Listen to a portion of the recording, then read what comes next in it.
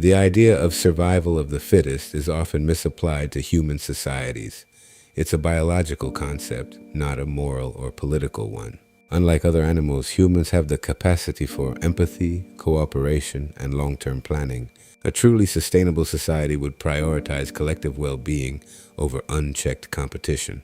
And genuine democracy would mean equal voice and power, not just the freedom to choose between pre-approved options. Rejecting manipulation starts with questioning narratives that present selfishness as natural or inevitable ... and instead building systems rooted in mutual aid, critical thinking, and shared stewardship of resources.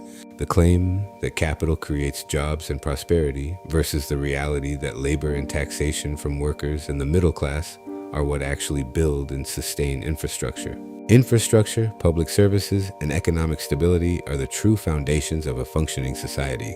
The capitalist argument often frames investment and risk-taking as the primary engines of growth. But without workers to produce goods, provide services, and pay taxes, capital alone generates nothing. Factories don't run themselves, schools don't teach without teachers, and roads don't build or maintain themselves. Moreover, the idea that capitalists gave workers jobs and families subtly reverses cause and effect. It was workers' labor that generated the wealth capitalists then accumulated. And it is ongoing tax contributions from workers and the middle class, not the wealthy, that fund public goods like education and healthcare. These contributions also fund our police, fire services, and the social safety nets that keep our communities resilient. In many cases, large corporations also receive subsidies, bailouts, and tax breaks from the public purse. This means the public effectively supports private wealth creation without receiving proportional returns on that investment. The deeper issue is power imbalance. This is a structural reality that is often hidden in plain sight.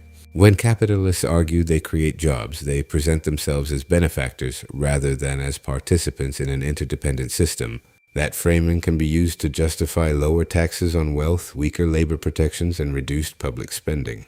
This shifts more burden onto the same working and middle classes whose labor generated the value in the first place. Recognizing this isn't about rejecting all market activity, but about questioning who truly holds power and who takes risk. It's about asking who deserves credit and a fair share in the value creation chain that we all participate in. By building systems rooted in mutual aid and critical thinking, we can create a society that truly serves the collective well-being.